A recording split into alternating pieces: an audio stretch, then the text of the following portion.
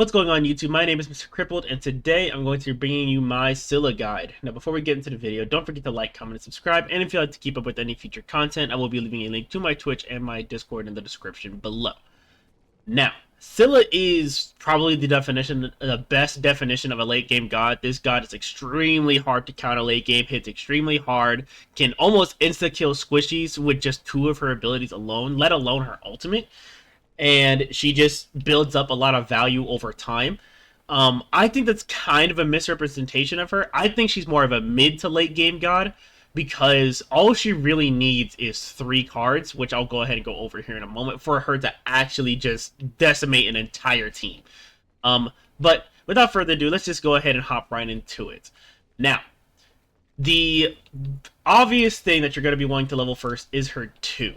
What her 2 does is it leaves a magic field that slows enemies while they're inside of it, right? And then once you detonate it, at non-max rank, it just does damage. Once you reach max rank with this ability, it'll leave a little field on the ground that also slows. Keep in mind, this field also shreds your protections as well. So even though the 2 is not really going to get a max benefit off of shredding protections, I believe it will still shred protections while it's on the ground before it detonates, and then does the damage. However, why this ability is so good is because look how massive this AoE slow is. Yeah, you can build Stampede to kind of counter this, but you're not always going to have Stampede ready and active. And as you can see, even without CDR, it's only on a 10-second cooldown. So with CDR, Spirit Deso, and Totem of Death, this is roughly more like a...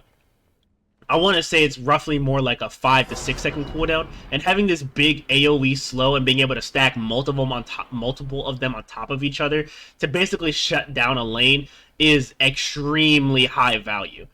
The next ability I want to go ahead and talk about is her 1. This is going to be her primary setup tool, but this ability does a lot of damage. Level 1 or non-max rank, it only roots 1 person. But the good thing about this is that the root lasts a fairly good amount of time. I want to say roughly about a second and a half. Roughly around there, about a second and a half, which is plenty of time for you to activate your ult and hit somebody with it. And we'll go ahead and go over the ultimate here in a moment. But at max rank, once this this ability will actually hit 2 people that are separate from the main target. So, as you can see, Kukulkan here, and Kukulkan here. Oh, Kukulkan here. I'm going to go ahead and set back to level 1 so you can see the visual. So level 1, it only roots 1 person, but once you level it up, you'll see a little AoE and it'll actually root and cripple all 3 of these people here, which, if you've been paying attention, that perfectly sets up his 2, or perfectly sets up her 2, for a lot of damage. And as you can see, even without items, this character still does a lot of damage. The next ability I want to go ahead and talk about is her 3. Now her 3 is a little bit weird. Her 3 basically acts like a ward. So once you set it down, as you can see over there in the top right hand corner of the map, you can see the little that whole area is highlighted as if it was a ward. So you can actually use this for surveillance. You can use this as an escape tool. There's a lot of utility within this ultimate, or with this ability. And on top of that, once you use this ability and you leap to it, your next auto is empowered, dealing extra magical damage. Basically, think of it as an extra Polynomicon proc. At max rank, however, is when this ability gets a little bit interesting. So I'm going to go ahead and waste my abilities. Oh, hold on. I'm going to go ahead and waste my abilities here. If you use this ability and then hit the enhanced auto, you can see that your active cooldowns on your 1 and your 2 are actually reduced by 2 seconds at max rank. So even though you're probably not going to be getting the huge benefit of that until late game, being able to reduce your cooldowns at any point is still very nice. And it does give you the Polynomicon proc, and that Polynomicon proc actually levels up as you level your 3. So it actually presents kind of an interesting situation when it comes to your leveling. Obviously, when you're leveling, you want to level the 2 as quickly as possible, as that is your primary damage source. However, what you level up after that completely depends on the type of player that you are. If you're more defensive and you want to just use your CC to set up your abilities and kind of play safe, you can do that and then level the 1 and still get a lot of damage from it. Right? Or if you want to play off of a Polynomicon proc, you can completely do that. You can dash in, get the Polynomicon proc, and then throw your 2, and then get another Polynomicon proc. It's kind of up to you. In my opinion, it's still better to level up the 1. Being able to root multiple people at once is way more important than just being able to hit a single target and reducing your cooldowns. Because, in all honesty, if you level the 1 and you level the 2, and then you pop a Polynomicon and slap a Polynomicon on, and you have Spirit Deso, your cooldowns are going to get reduced by a lot, and you can hit more than one person by leveling the 1. So that's just me. There is argument to level the 3, but in the grand scheme of things, you're probably going to be leveling the 1 first. And then finally, I want to go ahead and talk about the ultimate. The ultimate is very cut and dry. It's very simple. You get movement speed, you get CC immunity, and then you strike at a certain location. If that ultimate kills somebody, it resets the cooldown on the ultimate while you're still in it and lets you cast it again. Think of Achilles ult, and I'll go ahead and show you what that looks like now. So if you ult, and you kill somebody with it, it resets the cooldowns, but if you miss, it instantly ends the ult, right? Now, there is something else that you need to keep in mind when you're playing Scylla, which is what makes her so scary in the late game. If you look at the bottom left-hand corner right above my health bar, you see this little emerald diamond, and you see that there's 4 stacks. When you use your ultimate, if you hit somebody with the ult, but it doesn't kill, you gain 1 stack. If it kills somebody, you gain 3. Now, what these stacks do for you only comes into play once late game comes around, because you need to be level 20 to benefit off of those stacks. The more stacks that you have, the more damage your ult will do once it's at max rank. So, even though it still does a lot of damage base, once you hit max rank, if you've been properly stacking that passive, it will probably hit you for about 1500 at max build, which is damn near a one-shot. Which, again, if you've been paying attention, this move sets up your ultimate perfectly. So, you can get stacks of the ultimate very, very simply, and then you can still follow up off of team CC. You can follow up your own CC. You can just do it raw. What I've seen a lot of people do at level 5 is that, yeah, the ultimate's a good kill potential tool. It's also a good escape tool, but what they do is they use it to poke to instantly gain a stack, even though it doesn't kill. Now, do I recommend doing this? No, I do not.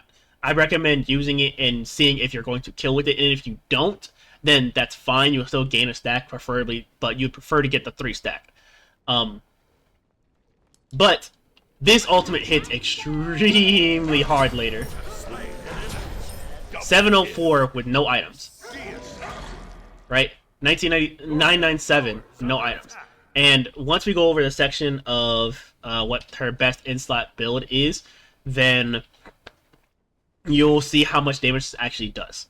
Now, I want to go ahead and talk about her best in-slot items. Now, you can run a really generic build. The best in-place mage build right now still works on her. So, something like Pendulum of Ages into Doom Orb into, where is it, Spirit Deso. I recommend building Polynomicon on her, Rada to Hootie. More than likely, you're going to need anti-heal at some point. You don't need to build anti-heal at this point. Build it when you need it. And then the final card is kind of up to you. You can go Obshard if you really want to.